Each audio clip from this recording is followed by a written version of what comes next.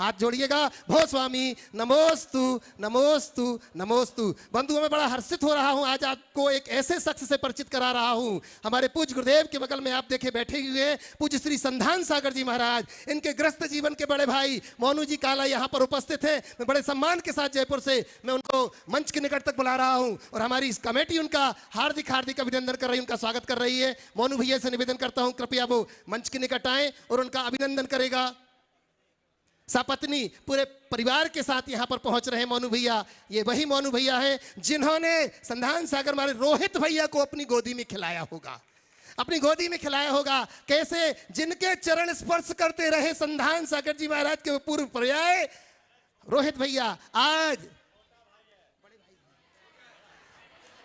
बड़े भाई हैं जिनके चरण स्पर्श करते रहे रोहित भैया, आज वो स्वयं उनके चरणों में झुकने के लिए आए हैं। मैं निवेदन कर रहा हूं मोनू भैया आशीर्वाद ले रहे हैं और मैं निवेदन करता हूं महेश भैया आपसे निवेदन करता हूं कि इनका अभिनंदन तो आपके द्वारा जरूर होना चाहिए। कमेटी पूरी यहां पर उपस्थित है, आए और इनका अभिनंदन कर रहे हैं जोरदार तालियों के साथ। और महिला वर्ग से मैं चाहूंगा कि यहां पर जो भी रानू जी कर्रापुर आ जाएं, इनका अभिनंदन करने के लिए पहुंच रही हैं। भाभी जी का अभिनंदन करने के लिए तिलक बंधन कर और अपना प्रथम प्रश्न भी मोनू भैया से निवेदन करूंगा कि आज सबसे पहला प्रश्न आप ही पूछिए। जोरदार करतर ध्वनि से उनका बहुत बहुत बहुत बहुत बहुत बहुत अभिनंदन कर रहे हैं। ये सम्मान पट्टी उनके हमारे समाज के अध्यक्ष माननीय महेश भैया बेलेरा और हमारे भाभी जी, जोरदार तालियों के साथ अभिनंदन। और अब मैं निवेदन कर रहा हूं प्रथम प्रश्न के लिए मोनू भैया से। बोलो महाराज जी, मेरा प्रश्न ये है कि आगम के अनुसार अपन को दिल्ली छूना चाहिए नहीं छूना चाहिए? क्या आगम के अनुसार दिल्ली को मंदिर की दिल्ली को छूना चाहिए नहीं छूना चाहिए? मंदिर की देहरी को छूना चाहिए कि नहीं? देखो, जिन प्रति हस्तद प्रतिमा तदालया तन निषद्ध का स्थानानि ते ताश्च ते च तानि च भवन्ति भवघात हेतवो भव्याना। जिन प्रति उनकी प्रतिमा और उनके आलय और उनके निषद्ध का स्थान जहाँ से उन्हें निर्वाण आदि की प्राप्ति हुए, वे सब भव्य जीवों के भव के घात के कारण हैं, तो जिनालय भी हमारे लिए वंदनीय है। तो मंदिर की देहरी को छूने की पुरानी परंपरा थी। द्वार छोटे होते थे, लोग देहरी को प्रणाम करके अंदर जाते थे। आजकल परंपरा थोड़ी बदल गई है, लेकिन उत्तम यही है कि आप मंदिर की भी वंदना करें, ऐसा आगम का विधान है। आज अपने बीच मोनू भाई हैं, बड़ा धार्मिक परिवार, जैसे संधान सागर जी हैं वैसे ही हम तो जयपुर में इनको देखे ही हैं, आज आपके बीच आए हैं, जोरदार अभिनंदन कर दीजिए। चलिए। और अब मैं निवेदन कर रहा हूं पूज्य मुनिवर श्री संधान सागर महाराज जी के चरणों की वंदना करते हुए भो स्वामी आज आपके श्रीयुत मुख से शंका समाधान का शुभारंभ। आज का पहला प्रश्न जो है यहाँ पर लेकर आ रहे हैं, जहाँ पर मंदिर का शिलान्यास या मंदिर का निर्माण हो और गुरुदेव के आशीर्वाद से और चंद्रशेखर जी न हो, ऐसा हो नहीं सकता। विदिशा से अपने बीच में चंद्रशेखर जी यहाँ पर उपस्थित हैं, साथ में राहुल जी, सेलू जी, एक बार जोरदार तालियां बजा दीजिए बंधु। राहुल, शैलेंद्र जी और निर्मल मास्टर जी आ जाएं, उनके साथ में गुणायतन ट्रस्टी भी हैं। और चंद्रशेखर भैया का महाराज जी के प्रति पूर्ण समर्पण जब याद करें तभी वे हाजिर हो जाते हैं। आप लोग ताली बहुत कंजूसी से बजी है, उसको थोड़ा तेज बजा दें। चलिए अगला नाम। मुनि संघ के चरणों में बारंबार नमोस्तु नमोस्तु नमोस्तु। महाराज श्री, संस्कृति का विकास पहले हुआ या धर्म पहले आया? क्या संस्कृति के बिना धर्म जिंदा रह सकता है, या संस्कृति बिगड़ती है तो धर्म जिंदा रह सकता है क्या? बहुत अच्छा सवाल। आपका दो सवाल है, संस्कृति का विकास पहले हुआ या धर्म, और दूसरी बात, क्या संस्कृति के बिना धर्म जिंदा रह सकता है? दोनों बातें एक दूसरे से संबद्ध है। आपने जो पहले पूछा है कि संस्कृति का विकास पहले हुआ या धर्म, तो मैं आपसे पूछता हूँ, आप तो आर्किटेक्ट हो, आपकी ही भाषा में कहूँगा, पहले मंदिर बनता है या पहले मंदिर बनता है या मंदिर में पूजा होती है? नहीं महाराज श्री, पूजा तो पहले नहीं होगी मंदिर में, पहले मंदिर बनेगा। सुनो, लेकिन अगर हम सुनो मेरी बात, सुसंस्कृत हम, मेरी बात सुनो, वही उत्तर है। मंदिर का निर्माण हमारी संस्कृति है और भगवान की पूजा हमारा धर्म। संस्कृति है तो मंदिर है और मंदिर है तो धर्म है। अगर हम, ये बात मैं अपने मन से नहीं बोल रहा हूं, हम जब कर्म युग की स्थापना हुई, भोग युग से कर्म युग की ओर मुड़े, उस इतिहास की बात आप सबसे कहना चाहूंगा। जिस दिन अयोध्या नगरी की रचना हुई, उसी दिन अयोध्या में जिनालय की स्थापना हुई। जब तक संस्कृति है तभी तक धर्म है। इसलिए धर्म को आगे बढ़ाना चाहते हो तो संस्कृति को पुष्ट करने का यत्न करते रहिए। समझ गए? अगर संस्कृतियां नष्ट होगी तो धर्म भी छिन्न भिन्न हो जाएगा। दूसरे तरह से मैं आपको कहना चाहूँगा, सड़क पर चलते चलते जगह जगह माइल स्टोन गड़े होते। माइल स्टोन का काम क्या है? जितने माइल स्टोन या साइन बोर्ड्स होते हैं वो क्या करते हैं? आपको रास्ता बताते हैं। और अगर वो अपनी जगह बने हुए हैं तो हमारा रास्ता सुगम होता है, और जिस रास्ते पर कोई मार्ग सूचक पट्ट नहीं होता वो रास्ता ही एक दिन उखड़ जाता है।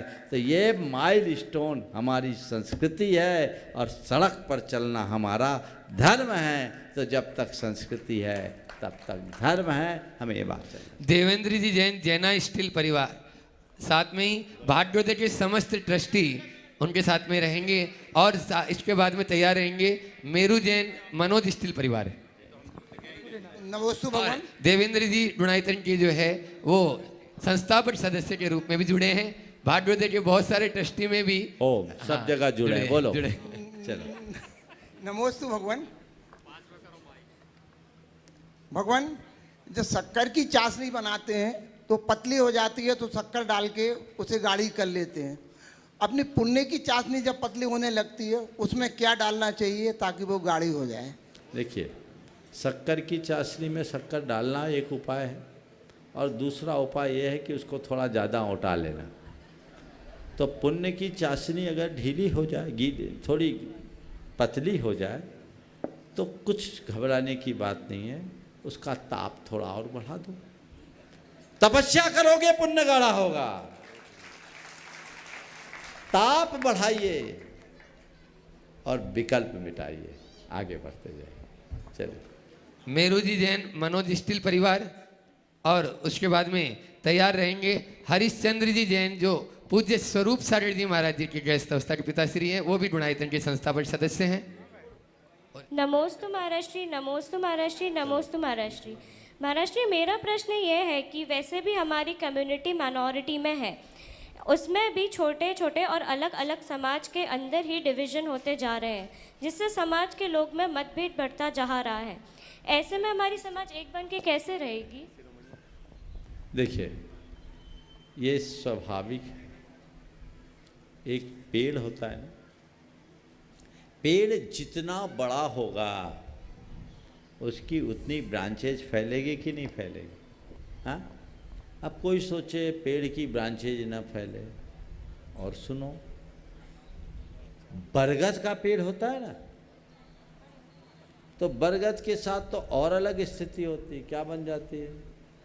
बरगद के पेड़ में मेन ब्रांच के अलावा भी ऊपर से नीचे आके ब्रांचेज बन जाती है, और वो जो जटाएं निकलती है वो कुछ दिनों बाद दिखने में ऐसा लगता है कि जैसे यही असली है। और कई जगह तो ऐसा होता है उन जटाओं के कारण मूल तने का ही पता नहीं चलता। अब ये स्वाभाविक है, लेकिन इतना सब कुछ होने के बाद भी वे हैं क्या? पेड़ के ही तो अंग है ना? पेड़ के ही अंग है। तो बस शाखा प्रशाखा कितनी भी क्यों ना फैले, जड़ से जुड़े रहना चाहिए। नमोस्तु महाराज जी। हमारे धर्म में कितने भी पंथ हो, कितनी भी परंपराएं हों, हमारी निष्ठा एक होनी चाहिए, तो कोई दिक्कत नहीं। पंथों में हमें कोई नुकसान नहीं, नुकसान पंथवाद में है। अपने आप को पंथवादी मनोवृत्ति से बाहर लाना। नमोस्तु महाराज। सागर नगर के गौरव छुल्लक स्वरूप सागर जी महाराज जी, जो संघ के भी गौरव हैं, ऐसे उनके गृहस्थ अवस्था के पिता श्री हरिश्चंद्र जी जैन ट्रस्टी गुणायतन, और उसके बाद में तैयार रहेंगे श्री संतोष जी बिलेरा सागर गुणायतन के। नमोस्तु महाराज जी, सभी छुल्लक जी को क्षमी।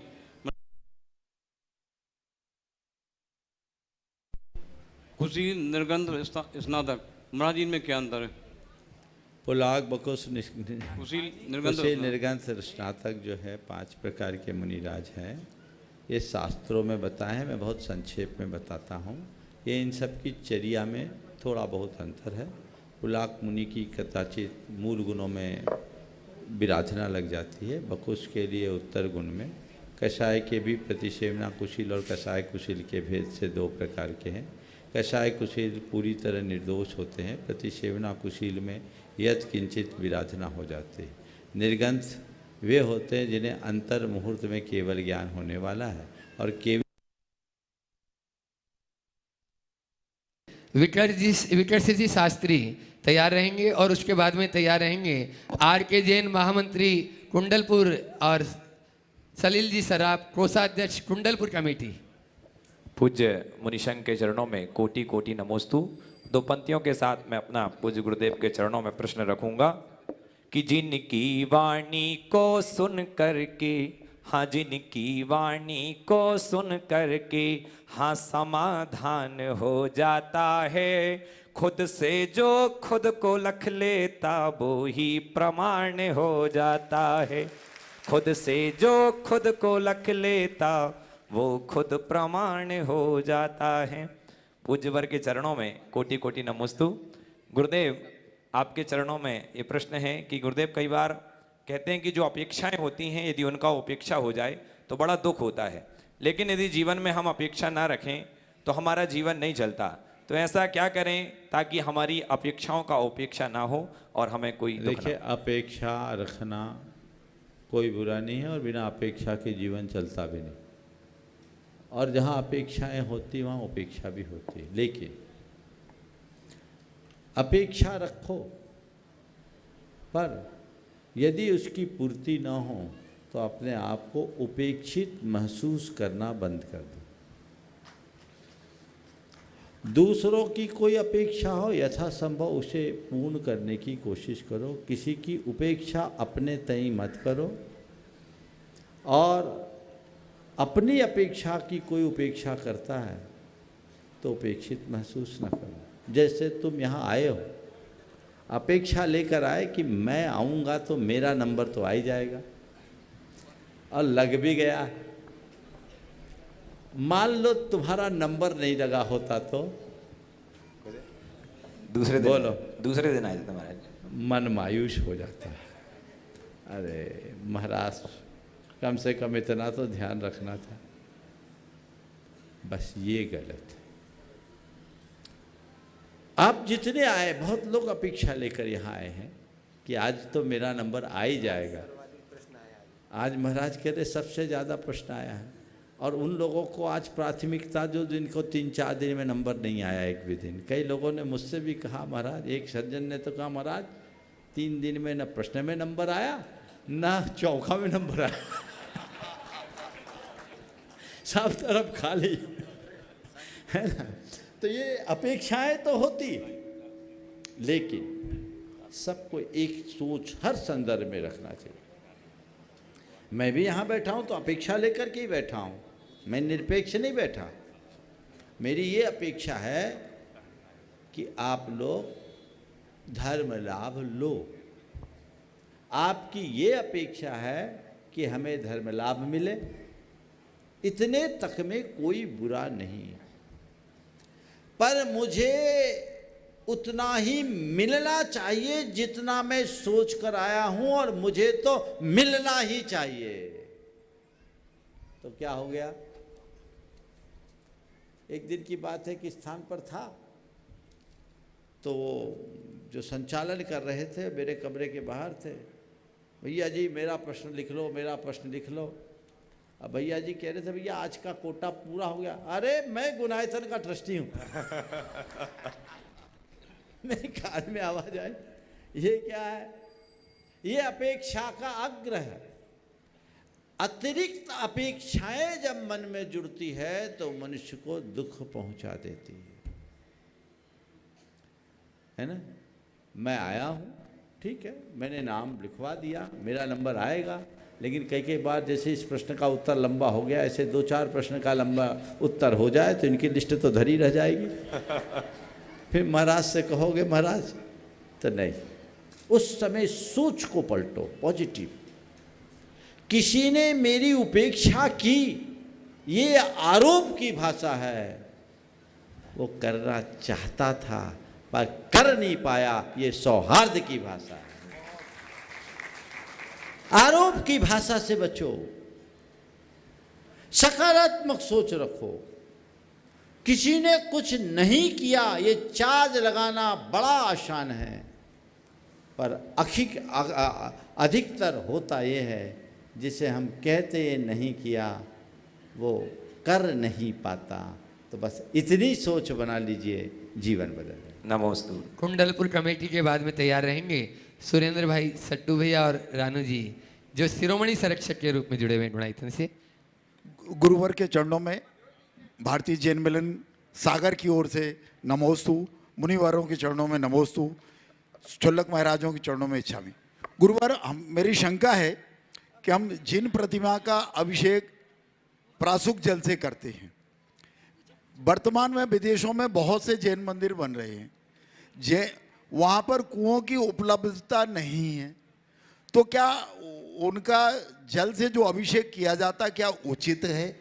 देखिए, विदेशों में बहुत जगह मंदिर बने हैं और सब जगह बारिश के पानी से अच्छा अभिषेक हो रहा है, और वहाँ हमारे यहाँ से ज़्यादा बारिश होती है, आराम से होता है, व्रतियों का व्रत भी पलता है और बारिश से भगवान का अभिषेक। और आप लोगों को एक सलाह दूंगा, अपने मंदिरों में भी बारिश के पानी का स्टोरेज कीजिए, अमृत कुंड बनाइए। उस पानी से अगर आप भगवान का अभिषेक करेंगे, प्रतिमा एकदम चमकती मिलेगी, एक हल्की सी दाग भी नहीं, वो डिस्टिल्ड वाटर। नमोस्तु। ये प्रयोग सब जगह करना चाहिए। और अब धीरे धीरे कुएं खराब होते जा रहे हैं।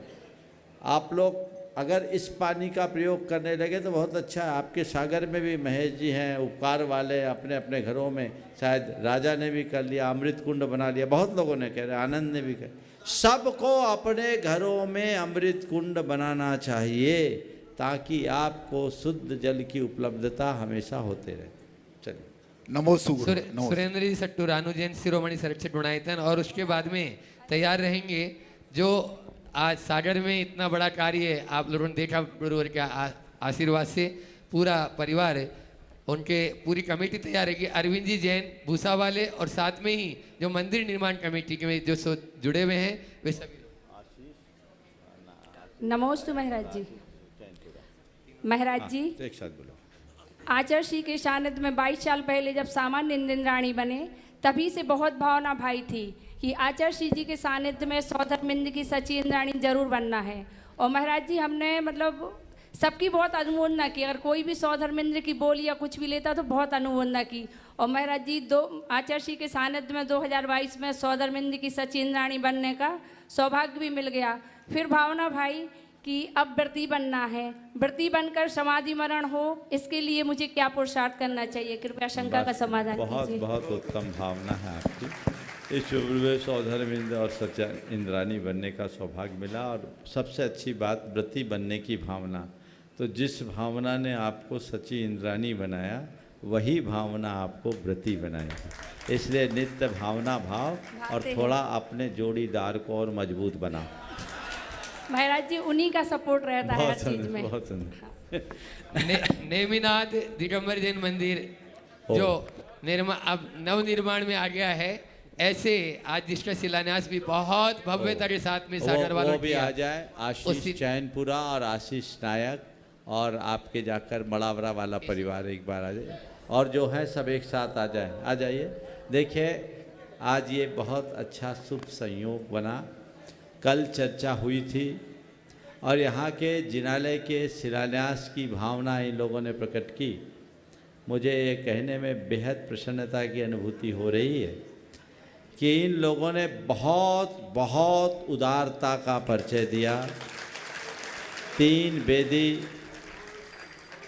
3 शिखर से युक्त इस मंदिर के निर्माण का संकल्प लिया, जिसके मूल वेदी में अरविंद जी, महेंद्र जी, भूसावाला का परिवार थोड़ा सामने आ जाओ। दूसरी ओर से आशीष आकाश चैनपुरा वाला परिवार आगे आ जाओ। और तीसरे के लिए आशीष नायक परिवार, कहाँ आशीष है? नहीं है, नहीं है। ये परिवार और पूरे हर घर ने अपना बहुत उत्कृष्ट सहयोग प्रदान किया और आज एक सुयोग और बन गया। अभी अभी थोड़ी देर पहले ही जो भूखंड इनका था अब वो डबल हो गया। और अब जब सुबह मैं शिलान्यास के लिए गया था तो वो लग रहा था कि बनेगा ज़रूर लेकिन कसर हो जाएगी। लेकिन आज बहुत प्रसन्नता है, जिसकी उम्मीद इन लोगों को बहुत छीन थी, पर इन सब के पुण्योदय से वो असंभव काम भी संभव हो गया। और अब 46 फीट बाई 80 फीट का पूरा भूखंड हो गया।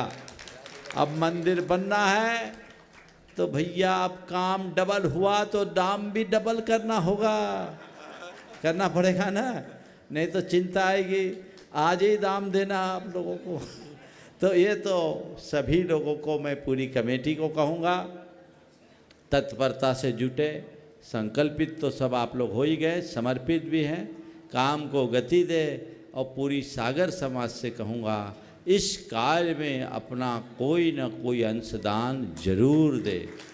जिस मंदिर के निर्माण के आप साक्षी बन रहे हैं, जिसके शिलान्यास में आप उपस्थित हुए हैं, अभी भी जो है शिलान्यास में ही उपस्थित है, समझिए कार्यक्रम भी उसी के निमित्त है। एक व्यक्ति इस सभा में उपस्थित ऐसा न बचे जो इस मंदिर के निर्माण में अपनी अपनी शक्ति के अनुरूप कोई अंशदान न दे। जो तुम अधिक से अधिक दे सको दो, ताकि कल जब मंदिर बनकर खड़ा हो तो तुम्हें लगे कि इस मंदिर में मेरा भी कोई योगदान है। ये अच्छे कार्य कहीं पर भी हो उसमें अपने को हिस्सा लेना चाहिए। ये नहीं देखना चाहिए इनके तो पुज गए, इनको तो जितना होना था हो गया, महाराज ने खूब करा दे, अब क्या करें इनको देखे। नहीं, दुनिया ने कितना भी दिया ये अर्थपूर्ण नहीं है, मेरा क्या लगा ये अर्थपूर्ण। दुनिया से लगा, दुनिया क्या लगाया, कोई पूरा मंदिर बना दे तो हम क्या ताली बजाते रहेंगे। मेरा क्या लगा हमेशा ये सोच रखोगे तो वह पुण्य संचय करने का शुभ अवसर मिलेगा। बहुत बहुत आशीर्वाद। चलिए अगला। हाँ सवाल, हाँ सवाल तो हुआ ही नहीं, बोलो खड़े हो जा। हाँ एक हमारा वो था कि ये पुण्य की जो है ये मंदिर बनाने में जो पुण्य मिलता है, हाँ, उसका थोड़ा सा आज सुबह मैंने बताया था ना कि मंदिर, कल ही बताया था, मंदिर बनाने का पुण्य क्या है। जब तक ये मंदिर है उस मंदिर में जितने लोग पूजा अर्चा करेंगे उसके पुण्य का 6वां हिस्सा उनको मिलेगा जिनने मंदिर के निर्माण में अपना योगदान दिया। और महाराज जो मंदिर में दान दे वो सबको योगदान देना वाला बोला, बनाने वाला नहीं बोला। योगदान में पैसा न दे के जो मेहनत कर रहा उसको भी पुण्य मिलेगा। ये मत सोचना पैसा केवल पुण्य पैसा वालों को मिलता है, दान से बड़ा योगदान होता है, इसका ध्यान रखो। अपने बीच में दैनिक भास्कर के सागर के संपादक राजेंद्र जी दुबे यहाँ पर उपस्थित हैं और वो भी अपना प्रश्न रखेंगे। पहले भी आए थे लेकिन मौसम खराब होने के कारण उस दिन अपना प्रश्न नहीं रख पाए थे। और उसके बाद में डॉक्टर सौरभ जी जैन भागवत तीर्थ, और मैं चाहूंगा दिगंबर जैन समाज नमस्ते महाराज सागर की तरफ से उनका सम्मान भी वहीं पे कर दिया जाए। मुकेश जी डाना ये व्यवस्था बना ली जल्दी से। राजेंद्र जी दुबे, संपादक दैनिक भास्कर जयपुर सागर। नमस्ते महाराज जी। मेरी एक शंका ये है कि हम बचपन से हम लोग ये बात सुनते आए हैं कि, और ऐसा कई मौक़ों पर अनुभव भी किया है कि सीधी उंगली से घी नहीं निकलता। तो सवाल ये है कि क्या हमें हमारी सरलता छोड़ देनी चाहिए, और अगर सरलता न छोड़ें तो इस जीवन में जो समस्याएं हैं उनका, चुनौतियों का हम सामना कैसे करें? देखिए, बात बिल्कुल सही, सीधी उंगली से घी नहीं निकलता, और घी निकालने के लिए उंगली टेढ़ी करना कोई बुरी बात नहीं है। जहाँ कहीं अगर घी निकालने की संभावना है, उंगली टेढ़ी कर लेना, लेकिन जहाँ खून निकालने की संभावना, हाथ से कोड़ लेना। बात को समझिए, अगर किसी की भलाई होती है तो हमें उंगली टेढ़ी करने में कोई बुराई नहीं, लेकिन किसी को सताने के लिए उंगली टेढ़ी करना ठीक बात नहीं है। दूसरा, आपके सवाल का दूसरा पहलू है, किसी चुनौती का सामना हमें करना चाहिए या नहीं। तो देखिए, आतताई आक्रमणकारी को सबक सिखाना आपका कर्तव्य है जी, अन्यथा अनाचार बढ़ जाएगा जी। रामचंद्र जी ने रावण के साम्राज्य को पाने के लिए लंका पर चढ़ाई नहीं की, रामचंद्र जी ने धरती की मर्यादा को बचाने के लिए लंका पर चढ़ाई की। तो बस ये दृष्टिकोण हो तो कोई बुराई नहीं, आदर्श राम का हो, रावण का नहीं, बस ये अंतर होना चाहिए। उंगली राम ने भी टेढ़ी की और रावण की भी टेढ़ी हुई, लेकिन रावण मानव जाति पर कलंक बन गया और राम सबके जगत पूज्य आदर्श बन गया। तो हमें इनका ध्यान रखना। बहुत बहुत आशीर्वाद। एक बार जोरदार करतल ध्वनि से इनका अभिनंदन कर दीजिए। Doctor Saurabh ji Jain, MD medicine Bhagavat तीर्थ, जो दिन रात सेवा में लगे रहते हैं, ऐसे डॉक्टर साहब। और उसके बाद में तैयार रहेंगे हमारे बीच में आज कपिल जी मलैया, जो द्रोणगिरी के अध्यक्ष भी हैं, यहाँ आपके समाज के महामंत्री भी हैं, कपिल जी मलैया। आचार्य गुरुवर्षी विद्यासागर जी महामुनि राज की जय। सीधे सवाल कर, हाँ सीधे सवाल कर लीजिए जल्दी से, टाइम बचेगा। गुरु जी सवाल से कहीं ज़्यादा एक अनुभव मैं साझा करना चाहता हूँ कि मैं प्रायः अपने प्रिस्क्रिप्शन पर यदि कोई भी ऐसा पेशेंट, रोगी, मरीज जो मुझे ऐसा लगता है कि मानसिक रूप से परेशान है, तो गुरुजी मैं उसको ऑन पेपर भावना योग का प्रिस्क्रिप्शन लिख के देता हूँ और उसको बताता हूँ, कहता हूँ, उसकी प्रक्रिया भी बताता हूँ कि ये जो हम दवाइयाँ देते हैं, एंटी डिप्रेशन दवाइयाँ देते हैं, जैसे उसकी हिस्ट्री लेने से हमें कुछ समझ में आता है कि ये पेशेंट डिप्रेशन का शिकार है या कुछ ऐसा हमें अवसाद की स्थिति में लगता है, तो हम उनको ऑन पेपर भावना योग कहते हैं कि यूट्यूब से आप सर्च करके भावना योग कर सकते हैं। और मेरा अनुभव कहता है महाराज जी, जब भी मैंने जिन भी पेशेंट्स को ऐसा ये भावना योग ऑन पेपर प्रिस्क्राइब किया है, जब वो फॉलोअप में मेरे पास आए हैं, उन्होंने अपने आप को बहुत हद तक पूर्णतः स्वस्थ पाया है। कई पेशेंट्स में महाराज जी हमें एंटी डिप्रेसेंट दवाई देने की ज़रूरत भी नहीं पड़ी, यहाँ तक कि इतनी भी बात हो गई। तो मैं आप सभी लोगों से यही आग्रह करना चाहूँगा कि भावना योग को मात्र एक योग जैसा ना समझें। ये वाकई में एक ऐसी पद्धति है, एक ऐसी कला है जिससे हम अपने मन को बहुत अच्छा कर सकते हैं, और ये केवल मेडिटेशन तक ना सीमित रह के एक मेडिसिन की तरह काम करता है। तो इसीलिए इसका बहुत अच्छे से उपयोग करें। और कभी भी हमारा मन कभी भी दुविधा में पड़ता है, मैं इसको बड़ी शॉर्ट में गुरुजी ऐसा कहता हूँ, जब मन कहीं अटक जाए, भटक जाए, लटक जाए, तब आपको भावना योग उपयोग चटक जाए जब चटक भी जाए गुरुजी, तो भी भावना योग जैसी कोई दवाई नहीं है। बहुत सुंदर, बहुत सुंदर, बहुत सुंदर। देखिए, ये किसी सामान्य व्यक्ति के उद्गार नहीं है, एक लब्ध प्रतिष्ठित एमडी मेडिसिन चिकित्सक के उद्गार है, जो अपने अनुभव से आप सबके बीच कह रहे हैं। और ऐसा केवल सौरभ जैसे डॉक्टर ने नहीं कहा, अनेक चिकित्सकों ने समय समय पर अपने अनुभव आप लोगों तक पहुंचाए और बहुत सारे चिकित्सक अपने प्रिस्क्रिप्शन में भावना योग लिख रहे हैं। मैं आपके माध्यम से सभी चिकित्सकों को कहूँगा वे स्वयं भावना योग का प्रयोग करें और जनता को अपने प्रिस्क्रिप्शन में बताना शुरू करें, ताकि ये एक जनता के कल्याण का निमित्त बन सके और लोग इस त्रासदी से अपने आप को मुक्त कर सके। आप सबसे कहना चाहूँगा कि आप स्वयं के जीवन में भावना योग का प्रयोग करें, ताकि आप अपने जीवन के दुख और दुविधाओं से बच सके, साथ ही औरों को भी प्रेरित करें, ताकि मानव जाति का कल्याण हो। बहुत बहुत आशीर्वाद। नमस्ते। कपिल जी मलैया अपना प्रश्न रखेंगे, उससे पहले एक सूचना आपको दे दूं कि वर्णी जी के द्वारा संस्कृत महाविद्यालय बनारस में स्थापना की गई और उसमें बहुत सारे बच्चे प्रवेश भी चाहते हैं। तो बार बार 5-6 दिन से लगातार यह आ रहा था हमारे पास में सूचना, लेकिन दे नहीं पा रहे थे। आज आपको बता रहे हैं कि जो भी उस महाविद्यालय में प्रवेश चाहते हैं वे उस विद्यालय से वहाँ पर महाविद्यालय संपर्क कर लें। और महाराज श्री श्री चरणों में पूरे महाविद्यालय कमेटी नमोस्तु निवेदित करते हुए आशीर्वाद चाहती है महाराज जी कि हमारा यह महाविद्यालय और आगे जो हमारी संस्कृत देव भाषा है उसमें और तरक्की करके वह आगे बढ़ता चला जाए, ऐसी भावना के साथ सभी नमोस्तु कर रहे हैं। शाद्वाद महाविद्यालय हमारी संस्कृति का एक बहुत बड़ा केंद्र है। मैं तो कहूँगा आज जितनी भी जैन संस्थाएं हैं उन सब का पितामह है। वर्णी जी की एक बहुत बड़ी देन, जो 1 रुपये के 64 पोस्ट कार्ड के माध्यम से उन्होंने शाद्वाद महाविद्यालय की स्थापना की और बड़े बड़े मूर्धन्य विद्वानों को उत्पन्न किया।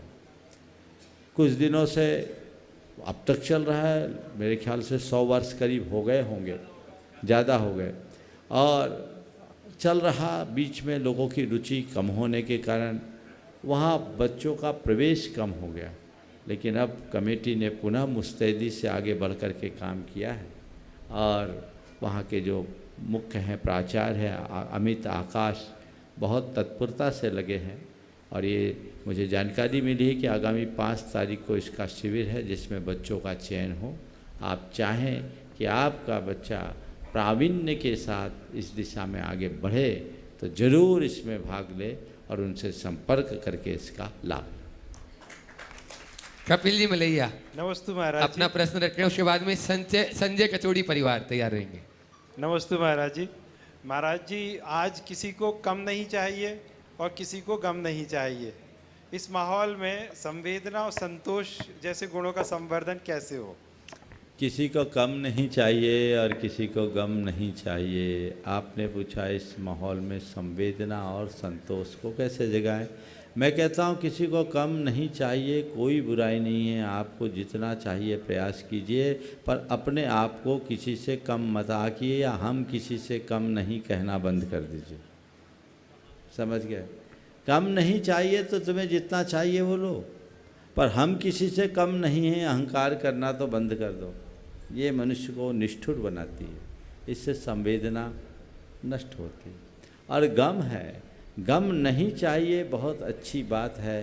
तो अगर अपने आप को गम से बचाना चाहते हो तो खुशी से जीने की कला अपना लो, और खुशी से वही जी सकता है जो खुशियाँ बांटता है। जो खुद गम बांटेगा वो तो गमगीन ही रहेगा।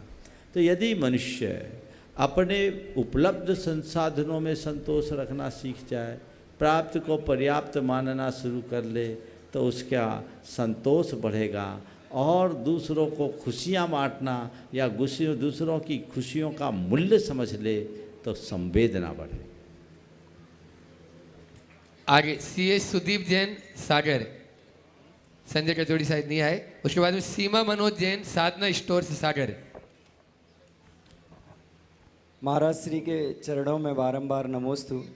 नहीं महाराज श्री, मेरे पर कोई प्रश्न नहीं, एक समाज को मार्गदर्शन के हिसाब से मैं आपसे पूछ रहा हूँ कि हम एक पहल नाम से संस्था चलाते हैं। इसके पहले भी 2022 में आपसे मैंने शिखर जी में प्रश्न किया था कि हमारी समाज साधर्मी के प्रति सहायता करने में उतनी तत्पर नहीं रहती जो अन्य कार्यों में रहती है। तो उस विषय में आपका पुनः मार्गदर्शन चाहूँगा। आपने आखिरी बार भी मार्गदर्शन दिया था, परंतु हम उसको लागू नहीं कर पा रहे। ना हमने समाज में प्रयास किया, लेकिन वो उस स्थिति में नहीं पहुंच पा रहा जहाँ पर सारी पहल संस्था की ओर से हम आपके चरणों में पुनः निवेदन करते हैं। बहुत अच्छा आपका आशीर्वाद प्रसंग मिले। आपने उठाया है। इसके बाद महाराज श्री का सवाल होगा। हाँ, देखिए, आपने जो कहा कि साधर्मी की सहायता ये हमारा परम धर्म है। मुझे याद है 1997 में हमने यहाँ पहल की थी और आचार्य विद्यासागर साधर्मी सहायता केंद्र अपन ने स्थापित किया था, शायद काम कर रहा है। बहुत सारे लोग इस दिशा में काम कर रहे हैं। व्यक्तिगत रूप से अनेक लोग हैं जो साधर्मियों की सहायता बहुत तत्परता से कर रहे हैं, और ये सबको करना ही चाहिए। अगर कोई व्यक्ति समर्थ होकर के भी अपने साधर्मियों की उपेक्षा करता है तो उसके सामर्थ्य पर ही प्रश्न चिन्ह लग जाता है। आचार्य बीन नंदी महाराज ने अपने आचार सार ग्रंथ में लिखा है, जैनानाम आपदगतांस तस्मात् उपकुर्वन्तु सर्वथा यो समर्थोपयुपेक्षित स कथम समयी भवे। आपत्ति से ग्रसित साधर्मियों का सब प्रकार से सहयोग करना चाहिए। जो समर्थ होकर के भी उनकी उपेक्षा करता है वो कैसा धर्मी है, वो कभी धर्मी नहीं हो सकता। आचार्य समंतभद्र महाराज का यह स्पष्ट उद्घोष है, न धर्मो धार्मिकैर बिना। धार्मिकों के अभाव में धर्म नहीं होता। जब तक धर्म है, धर्म तभी तक है जब तक धार्मिक है। तो धार्मिकों को संरक्षण देना हमारी जिम्मेदारी है। जब तक समाज सुरक्षित नहीं होगा, धर्म भी आगे नहीं बढ़ सकेगा। धर्म समाज को अनुशासित करता है तो समाज धर्म को संपुष्ट करता है। अगर हम धर्म की परंपरा को आगे बढ़ाना चाहते हैं तो धर्मी को गले लगाने की कला सीखनी चाहिए। जब तक हम धर्मी को महत्व नहीं देंगे तब तक हम धर्म को आगे नहीं बढ़ा सकेंगे। ये तो हमारी संवेदनहीनता का ही द्योतक हो जाएगा और ऐसे व्यक्ति के सम्यक दर्शन पर ही प्रश्न चिन्ह लग जाता है। इसलिए जब कभी ऐसी बात आए हमें बढ़ चढ़ कर के हिस्सा लेना चाहिए और हर व्यक्ति को अपने शक्ति के अनुसार साधर्मी सहायता के लिए भी सहयोग देना चाहिए। और मैं तो कहता हूँ मंदिरों में भी एक फंड होना चाहिए, साधर्मी सहायता फंड। आप दान अंगीकार करते हैं तो उसमें मद लिखिए साधर्मी सहायता फंड का, और मंदिर के गुल्लकों में एक गुल्लक रखिए जो साधर्मी सहायता का हो। वो राशि कभी भी हो तो केवल साधर्मियों को दें, और किसी को सहयोग दे तो इस तरीके से दे कि किसी को पता भी न लगे, उसका मान सम्मान बचा रहे। मुझे याद है जब कोविड के टाइम में मैं यहाँ था, आप लोगों ने बहुत बढ़ चढ़ कर के हिस्सा उसमें लिया। आपके महेश भाई तो इस कार्य में बहुत आगे लगे रहते हैं और बहुत बढ़ चढ़ कर के हिस्सा रखते हैं। उस समय आनंद भी बहुत सक्रिय थे और सुरेंद्र भी सक्रिय थे और ये बहुत अच्छे से सहयोग किया। लेकिन कोई घटना घटने तक इसे सीमित नहीं रखना चाहिए, इसमें निरंतरता रखनी चाहिए। और इस निरंतरता का एक अनुकरणीय आदर्श उपस्थित किया है आर के मार्बल अशोक जी पाटनी ने अपने आर के फाउंडेशन से, जो पिछले अनेक वर्षों से 20 वर्ष हो गए होंगे बल्कि उससे भी ज़्यादा हमारे पूरे देश भर के साधर्मियों की सहायता मुक्त हस्त करते हैं। अनेक विधवाओं को, अनेक परित्यक्ताओं को, अनेक निराश्रिताओं को वो पेंशन देते हैं। अनेक लोगों की पढ़ाई और चिकित्सा के लिए काम करते हैं। 2016 में जब मैं उनके किशनगढ़ गया, उनकी फैक्ट्री में था, ऑफिस में, तो उस ऑफिस में उनकी टेबल पर कुछ फाइलें रखी थी, इतनी सारी फाइलें हो गई। अशोक जी ने कहा महाराज बस मेरा इतना ही काम। मैंने कहा ढेर सारी फाइलें? बोले महाराज सप्ताह में 2 या 3 दिन बैठता हूँ और ये जितनी फाइलें दिख रही है इसमें एक भी मेरे बिजनेस की नहीं है, ये सब लोगों की देश भर से आई हुई एप्लीकेशन की फाइल है। और मैं इनको देखता हूँ, सबको सेंशन करता हूँ और आगे बढ़ाता हूँ। मैंने उनसे पूछ लिया कि साल का आपका इसका कितना लग जाता होगा। उनने कहा आज तक मैंने कभी हिसाब ही नहीं जोड़ा, नहीं तो अहंकार आ जाएगा कि कितना लगा। मैंने उनके सीएफओ से पूछा, उनने जो फिगर बताया मैं इस मंच से नहीं बताना चाहता, पर बहुत बड़ी दान राशि उनके दान राशि नहीं, सहयोग निधि वे समाज के लिए समर्पित करते। अगर ऐसा हमारे समाज का हर धनपति अपना ले तो समाज में एक भी व्यक्ति कमजोर नहीं हो सकता। और केवल आर्थिक सहयोग ही सहयोग नहीं है, हर व्यक्ति को कई तरीके का सहयोग दिया जा सकता। बिजनेस टू बिजनेस मोड से भी आप कई लोगों को खड़ा कर सकते। पहल से मैं कहूँगा ऐसी पहल करें, लोगों को काम मिले। हम लोगों को सहयोग न दें, लोगों को सहयोग देने लायक बनाएं। इस तरह से संरक्षण दें कि वो लोगों को सहयोग दे सके, समर्थ हो सके। कुछ लोग कुछ पैसों का सहयोग देकर अपने कर्तव्यों की पूर्ति मान लेते हैं। पैसों का सहयोग केवल उनको दो जो कुछ करने के लायक नहीं है। जो करने के लायक है उनको इतना संबल बढ़ाओ और प्रोत्साहन दो कि वो 1000 को सहयोग देने में समर्थ हो जाए। ये प्रयास करना चाहिए। प्रश्न तो बहुत सारे हैं, लेकिन मैं अभी माइक पूज्य महाराज श्री जी की ओर लेकर जाता हूँ और पूज्य महाराज श्री जी के चरणों में निवेदन, आप लोग भी हाथ जोड़ लें कि महाराज जी आप अपनी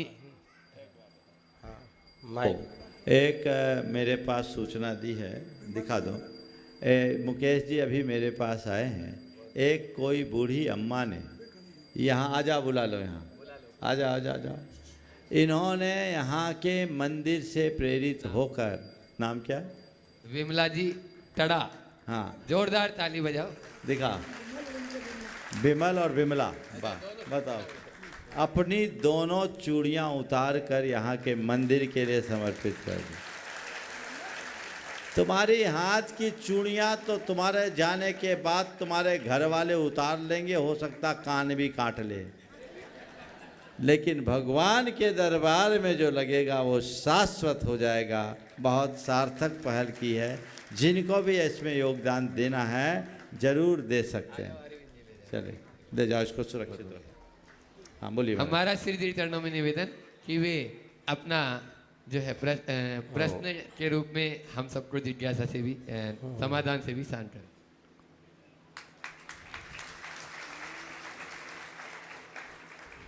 मुनिश्री को नमोस्तु करते हुए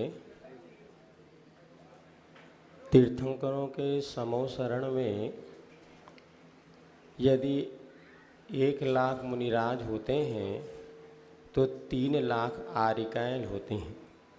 इसी प्रकार सर्वत्र हम देखते हैं धर्म सभा अथवा धार्मिक अनुष्ठानों में जितनी पुरुषों की संख्या होती है उससे कई गुना अधिक स्त्रियों की संख्या होती है। धार्मिक क्रियाओं में भी आगे रहती हैं, किंतु जब धर्म ग्रंथ हम पढ़ते हैं तो धर्म ग्रंथों में प्रायः पुरुष वर्ग की अपेक्षा से ही कथन होता है। जैसे कि 5 महाव्रत की भावना में कहा कि स्त्री राग कथा श्रवण तन मनोहराग निरीक्षण, या जब भावना योग करते हैं तो आप भी कहते हैं यदि मैंने माता बहनों को बुरी दृष्टि से देखा हो। लेकिन महिलाएं चूँकि धर्म ज़्यादा करती है वो इसी बात को दोहराएंगी तो वो कैसे अपना, तो प्रायः धर्म ग्रंथों में पुरुषों की मुख्यता से ही कथन क्यों होता है? चूँकि धर्म तो महिलाएं ज़्यादा करती हैं। ये कहें कि मैंने पुरुष वर्ग को बुरी दृष्टि से देखा हो तो ये ज़्यादा उचित होता। और आचार्य जब ग्रंथ रचते हैं क्यों ना महिलाओं की मुख्यता से उन्होंने ग्रंथ क्यों नहीं रचे? चूँकि धर्म तो वे ही ज़्यादा करती हैं। कृपया समाधान करने की बहुत सुंदर। सबसे पहली बात तो मैं यहाँ देख रहा हूँ कि 1:3 भगवान के समोसरण में भले रहता हो, पर सागर में तो कुछ भिन्न दिख रहा है। यहाँ पुरुषों की संख्या भी कम नहीं है ना? अगर है, हालांकि पलड़ा इनका भारी है, 60-40 का जरूर हो सकता है, लेकिन ये सागर समाज के उत्साह का द्योतक है। आपने जो सवाल किया बहुत अच्छा सवाल है कि कोई भी ग्रंथ है लिखा जाता है उसे पुरुषों की ही प्रधानता से क्यों लिखा जाता है। मुझे इसमें 2 कारण समझ में आ रहे हैं। पहली बात कि आचार्यों ने ग्रंथ लिखा, तो ग्रंथ जो लिखा जाता है किसके लिए लिखा जाता है? केवल पर के कल्याण के लिए नहीं, स्व के कल्याण के लिए। तो उनने जो ग्रंथ लिखा स्व संबोधन के लिए लिखा, तो अपने संबोधन के लिए लिख दिया। उनने अपने आप को संबोधन दिया, उससे दूसरे संबोधन पाले। भावना योग हमने तैयार किया तो हमने अपने लिए किया, आप फायदा उठा लो तो बात अलग। और आप लोग भी कहते हो आपका भावना योग, क्या कहते हो आप लोग? आपका भावना योग हमने अपने लिए तैयार किया, तो मैं तो अपने लिए संबोधन दूंगा ना, है ना? तो एक कारण तो ये है। अब दूसरा, महिलाओं के लिए अलग से क्यों नहीं कर दिया? तो मैं तो ये कहता हूँ जो बिगड़ा हो उसको उपदेश दिया जाता है, और बिगड़ैल को उपदेश देने से समझदार खुद समझ लेता है हमें क्या करना है। समझ गए ना? एक को डांट पड़ती है तो समझदार बिना डांट के ही समझ जाता है। समझ गया? तो जो बिना डांट के समझ रहा है उनको समझाने की ज़्यादा ज़रूरत नहीं है। तो मैं समझता हूँ ये लोग तो तुम लोगों को देख के ही समझ जाती हैं। तो तुम लोग ऐसे बनो कि वो समझ बनाए रहे, और उनकी समझ बनी रहेगी तो तुम्हारी संहार भी बनी रहे। ओ हाँ, ये नाम बोलो।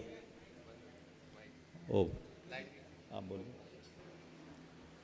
बोलो। हाँ बोल भाई, बोलो ना। ओ यहाँ से तो बंद नहीं हो गया, आवाज़ तो आ रही। ओ ये वाला रखना है, आवाज़ कैसे तो आ रही चला है।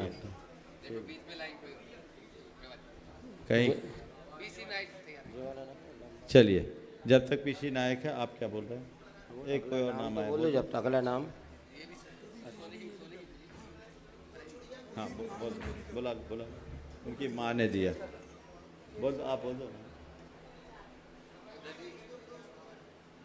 ओम ओम।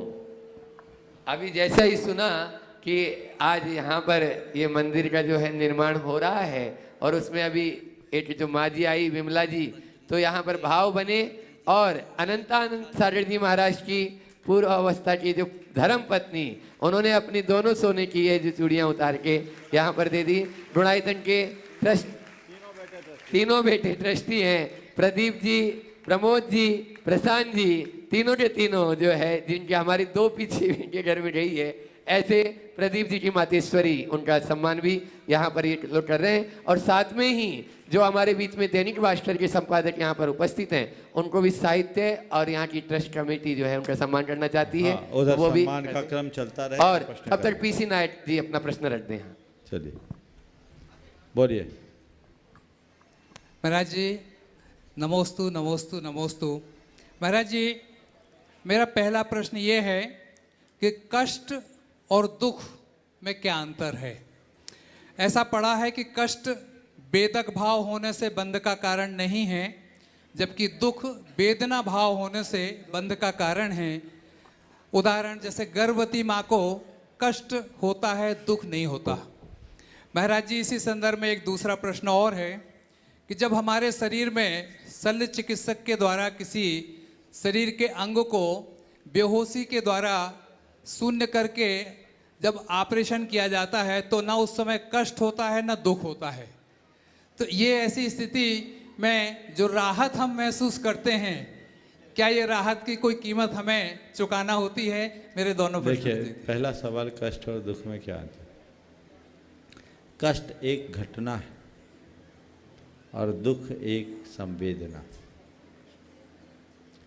सिर में दर्द होना कष्ट है, पीड़ा होना कष्ट है, और अपने आप को पीड़ित महसूस करना दुख। कोई ज़रूरी नहीं है कि पीड़ा होने पर हम अपने आप को पीड़ित महसूस करें।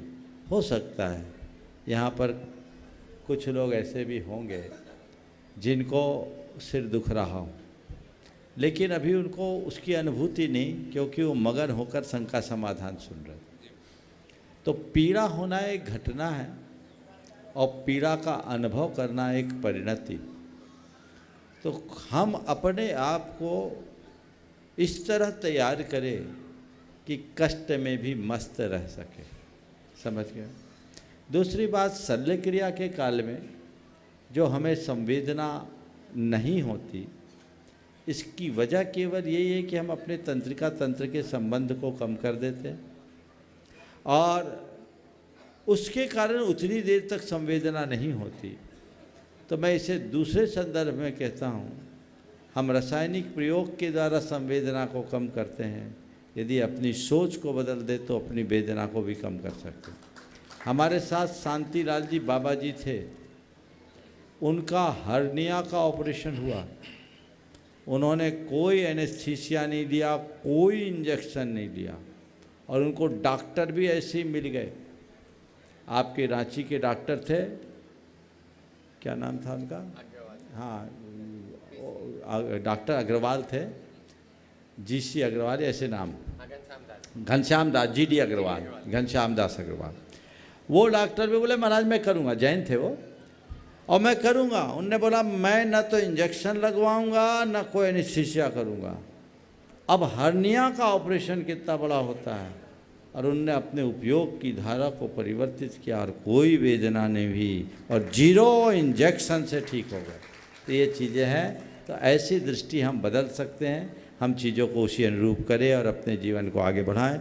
और समय आप सबका हो गया। जो माता जी ने आज थोड़ा आगे ले आओ, उनका सत्कार कराइए जल्दी से, जिन्होंने अपनी चूड़ियाँ यहाँ पर अर्पित की। जल्दी से एक कोई महिला आ जाए, जल्दी कर ली। हो गया, हो गया। हाँ चलिए, बहुत बहुत। अब हम लोग यहाँ से अभी प्रस्थान करेंगे। आज का रात्रि विश्राम देवोदय पशु सेवा केंद्र गौशाला में होगा और कल